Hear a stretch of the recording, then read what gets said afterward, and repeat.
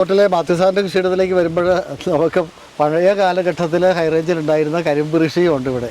ഈ കൃഷിയിടത്തിൽ കരിമ്പൊക്കെ ചെയ്യാൻ തുടങ്ങിയിട്ട് എത്ര നാളുകളായി? കരിമ്പ് ഒരു 3 വർഷമായി. ഇത് നമ്മുടെ പഴയ ജാവാ കരിമ്പ നമുക്ക് പാരമ്പര്യമായിട്ടുണ്ടായിരുന്നതാ.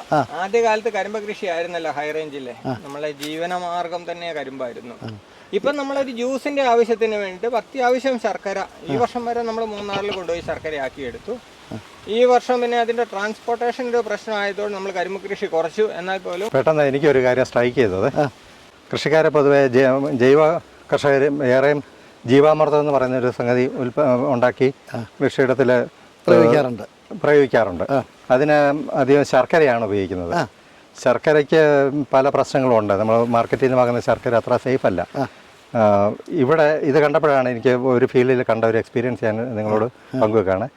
ഈ കരിമ്പ് അവർ വെട്ടിയിട്ട് മുറിച്ച് ഒരു ചാക്കിനകത്താക്കി കെട്ടി ഇട്ടേക്കുക. ഈ ജീവാമൃതം ഉണ്ടാക്കുന്നതിൻ്റെ അതിനകത്ത് മൊളാസസോ ശർക്കര അവർ ആഡ് ചെയ്യേണ്ട കാര്യമില്ല.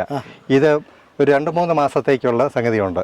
ഇതിൻ്റെ ആ സ്വീറ്റ്നെസ് ജീവാമൃതത്തിലേക്ക് കിട്ടും. അതുവഴി ജീവാണുക്കൾ ധാരാളമായിട്ട് മൾട്ടിപ്ലൈ ആകും. അപ്പൊ ഇവിടെ ഇവിടെ അത് പരീക്ഷിക്കാനാണ്. ഇതൊരു ജൈവ കൃഷിയിടം ആയതുകൊണ്ട് നമുക്ക് ജീവാമൃതം ഉണ്ടാക്കുമ്പോൾ കരിമ്പ് അങ്ങനെ ചെറിയ പീസാക്കിയിട്ടല്ലേ? ചെറിയ പീസാക്കി പൊളന്നിട്ട് ചാക്കിനകത്ത് കെട്ടി മുക്കിയിട്ടേക്കണം.